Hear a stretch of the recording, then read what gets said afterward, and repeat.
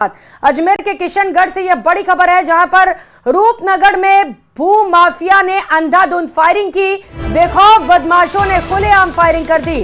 Firing में 2 लोगों की मौत हो गई है, जबकि एक शख्स घायल है, जिसे JLN अस्पताल लाया गया है। घटना के बाद से ग्रामीणों ने बाजार बंद कर दिए, उनमें भारी नाराजगी है। गुस्साए ग्रामीणों ने JCB में आग भी लगा दी। घटना के बाद इलाके में भारी पुलिस बल तैनात किया गया है। बताया जा रहा है कि जमीन विवाद को लेकर गोलियां चली। किशनगढ़ रूपनगर फायरिंग मामला, जिसे लेकर ये तस्वीरें आप देख पा रहे हैं। मौके पर FSL की टीम भी पहुंच चुकी है। तो ये तस्वीरें देखिए किस तरीके से वहां पर बदमाश पहुंचते हैं, ताबड़तोड़ फायरिंग करते हैं। इसमें 2 लोगों की मौत हो जाती है, एक शख्स अभी भी घायल है। इस पूरे घटनाक्रम को लेकर लोगों में भारी आक्रोश है। जिस तरीके से गुंडागर्दी की तस्वीरें सामने आई, ये कई बड़े सवाल खड़े करती हैं और यही वजह है कि सुरक्षा को लेकर अब लोगों की जो चिंता है वो बढ़ गई है। स्थिति गंभीर है।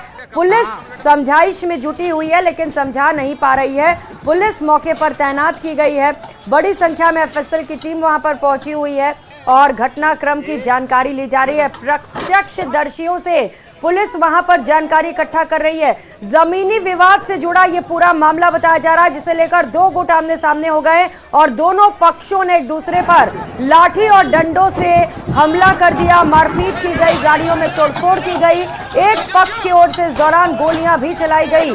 फायरिंग में 2 की मौत हो गई है, जबकि एक शख्स घायल है। सूचना पर पुलिस मौके पर पहुंची और घटनास्थल पर फिलहाल पुलिस जाब्ता तैनात है। जैन छात्रावास के सामने एक दुकान निर्माण को लेकर यह पूरा विवाद हुआ था और घायलों को किशनगढ़ के राजकीय YN अस्पताल लाया गया, जहां पर दहशत के चलते बाजारों को भी बंद कर दिया गया है। लोग गुस्से में भी बाजारों को बंद रख रहे हैं, क्योंकि इस घटना की निंदा की जा रही है। गोली लगने के बाद जिस तरीके से वहां पर हड़कंप मचा, जिस तरीके से अफरा तफरी का माहौल दिखाई दिया, क्योंकि गाड़ी से जाते हुए बदमाश अंधाधुंध फायरिंग कर रहे थे, जिसमें कई लोगों को गोलियां लगी, जहां पर 2 ने तो दम तोड़ दिया है, जबकि एक की हालत गोली लगने से नाजुक हो गई है। JCB में इस दौरान तोड़फोड़ की गई, वो तस्वीरें इस वक्त आपके टीवी स्क्रीन पर आप देख पा रहे हैं, जहां पर वीडियो शूट किया गया है इस घटनाक्रम का, जो बेहद खौफनाक है और कई सवाल खड़े करती है। सवाल पुलिस की कार्यशैली पर, सवाल ये कि क्या वाकई अब बदमाशों में जरा भी पुलिस का खौफ रह गया है, क्योंकि ये वो बदमाश है जिनके पास बंदूक होते हैं। ये बंदूक जो होते हैं वो इलीगल भी होते हैं और इस बंदूक से गोलियां चलाई जाती हैं और 2 लोगों की मौत हो जाती है। सवाल यही है कि आखिर कब आएंगे बदमाश पुलिस की गिरफ्त में, कब करेगी पुलिस कार्रवाई, कब लोगों को इंसाफ मिलेगा। इंसाफ उन पीड़ितों को जिनकी मौत के बाद आज उनका परिवार रो रहा है, परिवार में मातम पसरा हुआ है। इंसाफ उस शख्स को जो आज अस्पताल में एडमिट है, जो जिंदगी और मौत के बीच जंग लड़ रहा है। भू माफिया आखिर इतने दहशतगर्द कैसे हो गए, ये बड़ा सवाल है। अशोक भाटी सीधे इसी खबर पर इस वक्त हमारे साथ जुड़ चुके हैं। अशोक, क्या है हालात, क्योंकि जो तस्वीरें हैं वो वाकई बेहद खौफनाक है। जी बिल्कुल, न्यूज़ 18 की टीम जो है वो मौके पर पहुंच गई है। आपको तस्वीरें यहाँ पर दिखाना चाहूंगा। ये वो जो है, जो वीडियो आया था सामने, उसकी तस्वीरें हैं। यही वो जमीन है जहां जिस बात को लेकर विवाद हो रहा था। जैन समाज के सामने की भूमि है जिसको लेकर ये विवाद पूरा था। उसके बाद तमाम जो पुलिस के अधिकारी है वो यहाँ पर पहुंच गए हैं। FSL की टीम यहाँ पर पहुंच गई है और पूरा घटनाक्रम जो है उसको लेकर यहाँ पर जानकारी जारी है। जो है CI साहब है हमारे साथ, उनसे पूछते हैं, सर पूरा घटनाक्रम क्या था और अब किस तरह की कार्रवाई की जा रही है? अभी तो FSL टीम आई है, कोई जमीन को लेकर इशू था, तो इसमें SP साहब, एडिशनल साहब आए हुए हैं, ज्यादा वही जानकारी देंगे। हमें तो बाहर से जाब्ते में बुलाया गया है।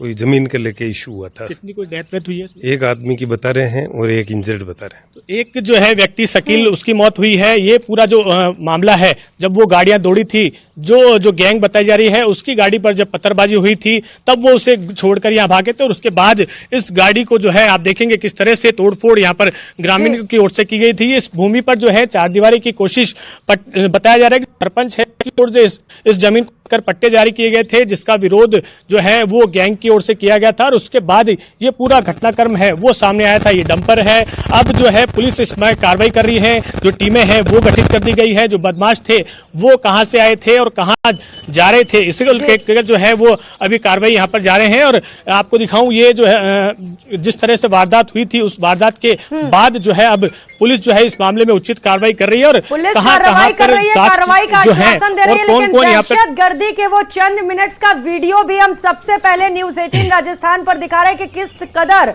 वहां पर लोगों के ऊपर गाड़ियां चढ़ा दी जाती है, अंधाधुंध फायरिंग की जाती है। और सवाल ये भी अशोक, अवैध हथियार मिलना इतना आसान हो गया है क्या राजस्थान में? जिसके पास देखो तमंचा मिलता है, जिसको देखो फायरिंग कर देता है।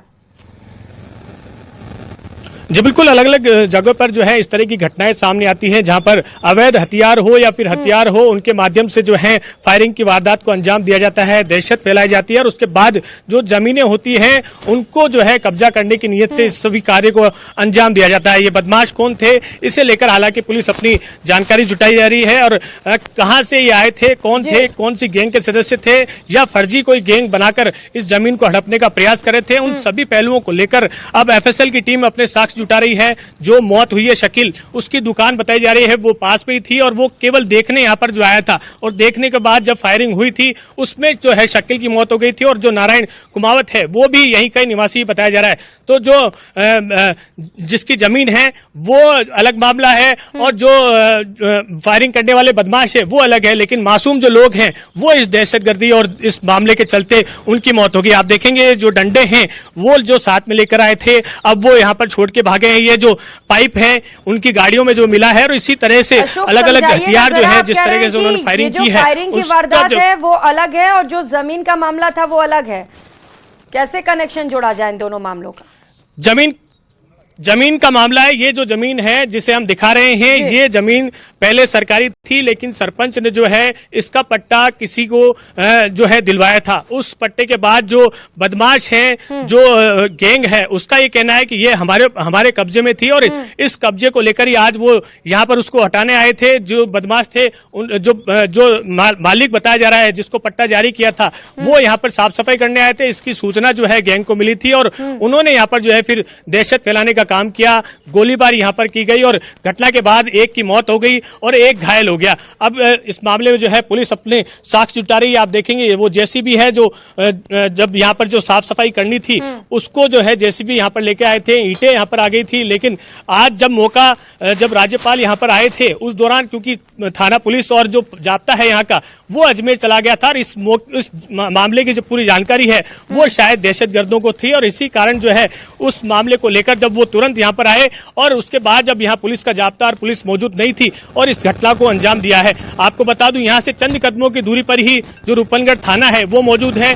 ये पूरा बाजार जो है करीब 500 मीटर से एक किलोमीटर के अंदर है जो रूपनगढ़ बाजार है। यहाँ पर अगर इस तरह की वारदात होती है तो ये चौंका देने वाला मामला है, क्योंकि पूरे बारे बाजार में फायरिंग करते हुए बदमाश जो है वो यहाँ से भागते हैं और ये जो जेसीबी है जिसमें फिर घटना के बाद जब भागे तो यहाँ के ग्रामीणों ने और जो जिसके बाद हत्या हुई थी फायरिंग के बाद, जब इस जेसीबी को भी आग लगाने का यहाँ पर प्रयास किया गया था, लेकिन जो स्थानीय पुलिस है वो तुरंत मौके पर पहुंची और इसको पानी डालकर बुझाया गया। ये जेसीबी में आप देखेंगे किस तरह से जब आग लगाई थी उस समय जब दहशत का माहौल जो है पूरा यहाँ पर ग्रामीण जो है वो सख्ती में आ गए थे कि एकदम अचानक जो शांति प्रिय रूपनगढ़ गांव है उसमें अचानक इस तरह से क्या माहौल बिगड़ा जिसके कारण ये हुआ। तो अब जो है पुलिस अलग अलग जो टीमें हैं, अभी जब एडिशनल एसपी दीपक कुमार से हमारी बातचीत हुई, एसपी साहब जो है थाने में एसडीएम सिटी और जो यहाँ के एसडीएम हैं मुकेश चौधरी, उनसे बातचीत कर रहे हैं, उनसे जानकारी जुटा रहे हैं कि क्या ये पूरा घटनाक्रम है, ये जमीन किसकी है,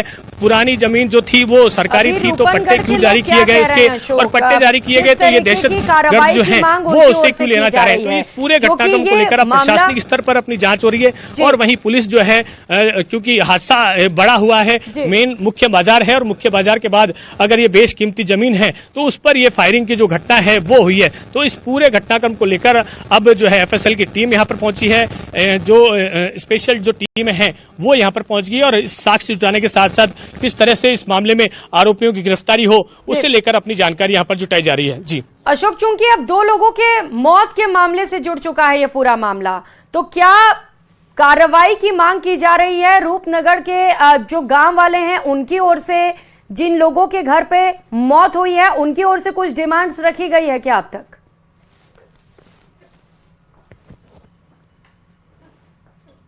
आवाज पहुंच पा रही है अशोक मेरी? तो अशोक से बातचीत करते रहेंगे क्योंकि ग्राउंड पर इस वक्त अशोक मौजूद हैं जहां पर यह पूरी घटना घटी है जो कई गंभीर सवाल खड़े करती है। जैसा कि वो बता रहे हैं कि विवादित जमीन का ये मामला था, भूमाफिया इस पर कब्जा जमाने की कोशिश कर रहे थे। जब लोगों ने विरोध किया तो वहां पर बदमाश भेजे गए, फायरिंग करा गई जिसमें 2 लोगों की मौत हो गई। अब अपडेट लेते रहेंगे कब तक आखिर बदमाशों को पुलिस पकड़ पाती है। धन्यवाद अशोक आपका तमाम जानकारियों के लिए। जोधपुर से अगली खबर है जहां पर घुसखोर कांस्टेबल को ट्रैप किया गया है। कांस्टेबल को 5,000 रुपए की रिश्वत लेते हुए गिरफ्तार किया गया। हेड कांस्टेबल की भूमिका संदिग्ध बताई जा रही है। लूनी थाने में यह कार्रवाई की गई। जांच में फेरबदल के एवज में रिश्वत की डिमांड की गई थी। एसीबी को इस पूरे मामले पर शिकायत दी गई, सत्यापन किया गया और इसके बाद एसीबी की ओर से इस कार्रवाई को अंजाम दिया गया। तस्वीरें कार्रवाई के दौरान की आप देख पा रहे हैं जहां पर कांस्टेबल को ट्रैप किया गया है और हेड कांस्टेबल की भूमिका संदिग्ध बताई जा रही है। हालांकि हेड कांस्टेबल इस रिश्वत कांड में शामिल है या नहीं, इसे लेकर जांच लगातार जारी है। दस्तावेज खंगाले जा रहे हैं, फोन रिकॉर्ड्स खंगाले जा रहे हैं और कांस्टेबल से पूछताछ भी की जा रही है और इसके साथ साथ कांस्टेबल के अन्य ठिकानों पर भी तलाश की जा रही है जिससे कि पूरे मामले पर डिटेल जो जानकारी है वो एसीबी की टीम को मिल सके, जिससे कि आगे की जांच में आसानी हो। तो एंटी करप्शन ब्यूरो की ओर से एक और बड़ी कार्रवाई की गई है जहां पर कांस्टेबल को न सिर्फ ट्रैप किया गया बल्कि हेड कांस्टेबल की भूमिका को लेकर भी तफ्तीश की जा रही है। देखिए, इसमें कल परिवादी एसीबी कार्यालय में उपस्थित हुआ था, जसवंत उसका नाम है, और इसने जून महीने में मुकदमा दर्ज करवाया था लूनी थाने में, जिसमें इसके पिताजी के साथ, इसके साथ और इसके कजन के साथ मारपीट हुई थी। मुकदमे में अनुसंधान अधिकारी हेड कांस्टेबल शंभू सिंह का पिछले जब से मुकदमा दर्ज हुआ उसमें कोई कार्रवाई नहीं करा था। परिवादी बार बार उसके पास चक्कर काट रहा था और फिर उसमें परिवादी इससे मुकदमे में कार्रवाई करने के नाम पर जो है रुपयों की मांग की। इससे 10,000 रुपये मांगे। कुछ समय पूर्व इसके पिताजी से 3,000 रुपये लेके गया कार्रवाई करने के नाम पे। उदयपुर के गोगुंदा से अगली खबर है जहां पर आदमखोर तेंदुआ चौथे दिन भी नहीं पकड़ा गया। ऐसे में सेना के जवान, वन विभाग की टीमें लगातार सर्च ऑपरेशन चला रही हैं। आदमखोर ने 2 दिन में 3 लोगों को अपना शिकार बना डाला है जिसके चलते ग्रामीण खौफजदा हैं। इधर पुलिस प्रशासन भी लोगों से अपील कर रहा है कि जब तक तेंदुए को पकड़ नहीं लिया जाता है तब तक घरों से कोई अकेले ना निकले। साथ ही अधिक आवश्यक होने पर झुंड में निकले, हथियार साथ लेकर निकले जिससे कि कोई फिर से अनहोनी का शिकार न हो सके। सेना के जवान भी नाइट विजन, दूरबीन और ड्रोन कैमरों की मदद से लगातार सर्च ऑपरेशन चला रहे हैं। अब तक 5 जगहों पर पिंजड़े लगाए गए हैं। ग्रामीणों का कहना है कि तेंदुए के मूवमेंट को देखते हुए 2 और पिंजड़े लगाए जा रहे हैं।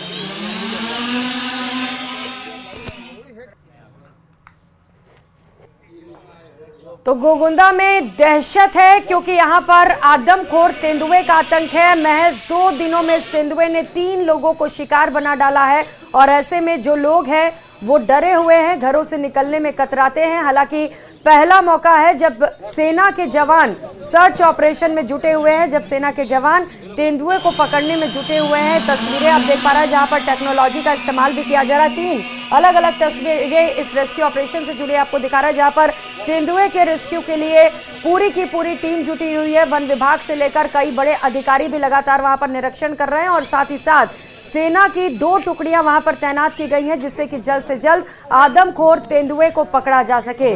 और अपील भी की गई है प्रशासन की ओर से कि घर से अकेले बिल्कुल ना निकले। अगर जरूरी ना हो तो घर से निकले ही ना, अगर निकलते भी है तो झुंड में निकले और अपने साथ हथियार जरूर रखें जिससे कि वो तेंदुए का सामना कर सके। हालांकि हैरानी की बात यह है कि अभी तक तेंदुआ पकड़ से दूर है। फॉरेस्ट डिपार्टमेंट और पुलिस डिपार्टमेंट तीनों ही मिलकर कार्य कर रहे हैं। इवन आगे से भी अधिकारी वगैरह पधारे हैं। तो चारों जिस तरह से प्रयास कर रहे हैं 3 दिनों से, रात दिन एक कर रहे हैं ताकि उसको पैंथर को कैप्चर किया जा सके। है कि करीब 4 दिन पहले एक बच्ची की बॉडी मिली, 16 साल की बच्ची थी और ये देखने में आया कि किसी जानवर के द्वारा उसका खाने का उसका प्रयास किया गया और इसकी वजह से उसकी डेथ की स्थिति पैदा हुई, जो कि पोस्टमार्टम रिपोर्ट में आएगी। देखो, जब जानवर लोकेट हो जाएगा या कहीं एकदम खुले में जैसे दिख जाएगा, उसी समय हम ट्रैंकुलाइज कर सकते हैं। या झाड़ी के अंदर इसकी डांट जो है वो फायर करते समय लीक हो जाती है। झाड़ी के अंदर डांट करना बड़ा मुश्किल होता है। फुटप्रिंट ढूंढे बिना हमें उसकी लोकेशन भी नहीं मिल रही है। जब तक लोकेट नहीं होगा तब तक हम कुछ भी नहीं कर सकते। जयपुर में अगले साल मार्च में बॉलीवुड के सितारों का मेला लगेगा। हिंदी सिनेमा का सबसे बड़ा award show international Indian film academy यानी कि आईफा के आयोजन के लिए रविवार को एग्रीमेंट हुआ।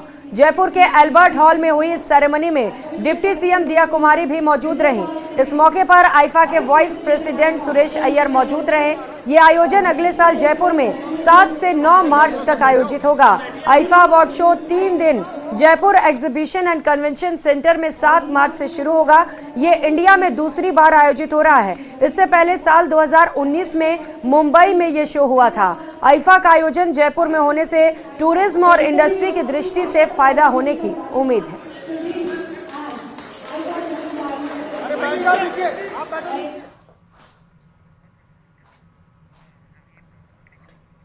और झुंझुनू उपचुनाव के लिए कांग्रेस की ओर से गठित की गई समन्वय समिति के सदस्य और सुजानगढ़ विधायक मनोज मेघवाल ने बड़ा बयान दिया। उन्होंने कहा कि उपचुनाव की घोषणा अब तक हो जानी चाहिए थी, लेकिन सरकार को कहीं डर लग रहा है कि वे उपचुनाव में जनता के बीच कैसे जाएंगे, क्योंकि उपलब्धि नाम की चीज ही नहीं है। हमारे परिणाम हमारे पास में है, कौन से बूथ के ऊपर कितने चुनाव की घोषणा कभी भी हो सकती है। कायदे से तो उपचुनाव की घोषणा हो जानी चाहिए थी, पर सरकार को कहीं न कहीं डर लग रहा था कि उपचुनाव में कैसे जाएंगे। उपलब्धि कोई उनकी है नहीं। 7-8 महीने में जो ऐसा वातावरण उन्होंने बना दिया कि लोगों को लग रहा है कि सरकार नाम की कोई चीज ही नहीं है, और ये उनके पास पता चल गई। तो चुनाव की घोषणा उन्होंने की नहीं, पर फिर भी हम लोगों ने पार्टी अध्यक्ष ने निर्देश दिए हैं कि अपन अपनी तैयारी शुरू रखो। तो हम हमारे कार्यकर्ताओं से संवाद कर रहे हैं। बूथ स्तर के, मंडल स्तर पे आज बैठक करिए। हमारे 11 मंडल है, हर मंडल पर स्तर पर बैठक होगी। उसके बाद में पंचायत स्तर पर, गांव स्तर पर लोगों के बीच में जाएंगे, हमारे कार्यकर्ताओं के बीच में जाएंगे और उनको जगाने का काम करेंगे। और विशेष तौर से जो सरकार की विफलताएं हैं उनके बारे में उनको बताएंगे, और कांग्रेस का संगठन को कैसे मजबूत करें, कैसे हम लोग करें, ये अब आने वाले समय में हमारा काम रहेगा जब तक कि चुनाव की घोषणा नहीं हो जाए। अगली खबर जयपुर से है, जहां पर मुख्यमंत्री भजनलाल शर्मा सामूहिक क्षमापना समारोह में शिरकत करते नजर आए। महावीर स्कूल में राजस्थान जैन सभा जयपुर की ओर से सामूहिक क्षमापना का आयोजन किया गया। इस दौरान सीएम भजनलाल ने कहा कि यह पर्व हमें जिम्मेदारियों का एहसास कराता है। हमारी संस्कृति सिखाती है कि क्षमा सबसे बड़ा आभूषण है।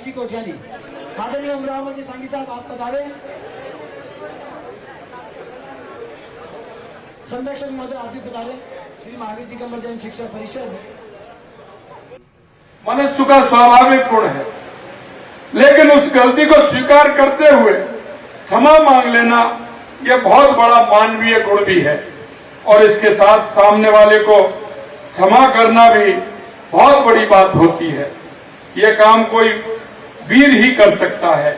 इसलिए कहा गया है, क्षमा वीरस्य भूषणम्।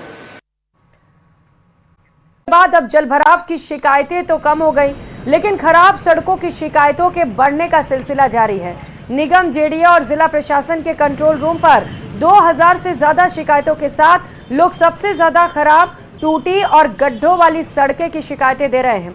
नगर निगम हेरिटेज मामले में परकोटे से ज्यादा शिकायतें मिली हैं। ये कल के कुछ वीडियोस हैं क्या आपके? तो ये तस्वीरों का हाल है, जहां एक और बारिश खत्म होने के बाद जलभराव, और उसके बाद जब जलभराव की समस्या खत्म हुई तो खराब सड़कों की समस्या बढ़ती चली जा रही है। सड़कों पर गड्ढे इतने ज्यादा हैं कि वाहन चलाने में दिक्कतें हो रही हैं, और ऐसे में लगातार सड़कों के खराब होने की शिकायतें बढ़ती चली जा रही हैं। जयपुर हेरिटेज निगम की पशु प्रबंधन शाखा ने लगातार दूसरे दिन भी अवैध पशु डेयरियों के खिलाफ अभियान के तहत कार्रवाई कर 50 गौवंश को हिंगोनिया गौशाला में पहुंचाया। सबसे पहले परकोटे क्षेत्र में कार्रवाई करते हुए पशु प्रबंधन शाखा को टीम ने आवारा गौवंश को पकड़ा। हिंगोनिया गौशाला पहुंचाने में जुटी नगर निगम हेरिटेज आयुक्त अभिषेक सुराना ने बताया कि परकोटे क्षेत्र में पिछले लंबे वक्त से आवारा पशुओं को लेकर शिकायतें आ रही थी। इसके बाद नगर निगम की टीम ने योजनाबद्ध तरीके से कार्रवाई करते हुए 2 दिनों में 125 से ज्यादा गौवंश को पकड़कर हिंगोनिया गौशाला पहुंचाया है। भविष्य में भी निगम की टीम इसी तरह से शहर के अलग अलग इलाकों में कार्रवाई कर आवारा पशुओं को पकड़कर सुरक्षित स्थान तक पहुंचाएगी, ताकि शहर को स्वच्छ और सुंदर बनाया जा सके। अगली खबर झुंझुनू के गुढ़ा गौड़जी से है, जहां पैंथर का आतंक देखने को मिला है। एक पैंथर पहाड़ी इलाके में कस्बाई इलाके में घुस आया, जो सीसीटीवी कैमरे में भी कैद हो गया है। जानकारी के मुताबिक आज करीब 1:45 बजे के आसपास स्टेट हाईवे की झुंझुनू की तरफ हुकुमपुरा रोड पर पैंथर देखा गया। ये पैंथर बीच सड़क में आ गया। सड़क पर पैंथर को दौड़ते देख वाहन चालक एक बार तो सहम गए। पैंथर को बचाने के चक्कर में कार चालक ने भी अपनी दौड़ती कार के अचानक ब्रेक लगा दिए, जिससे तेज आवाज गूंज गई। आबादी में आने के बाद पैंथर के चलते लोग दहशत में।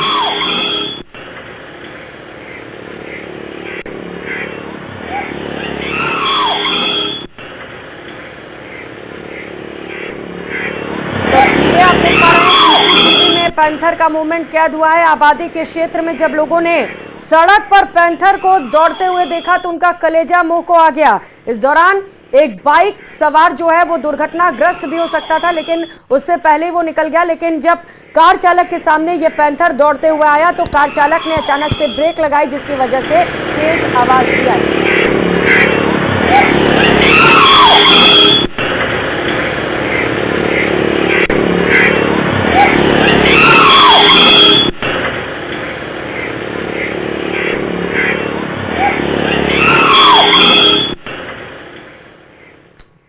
और इसी के साथ इस बुलेटिन में फिलहाल इतना ही। आगे देखिए 20 मिनट में 20 खबर। नमस्कार।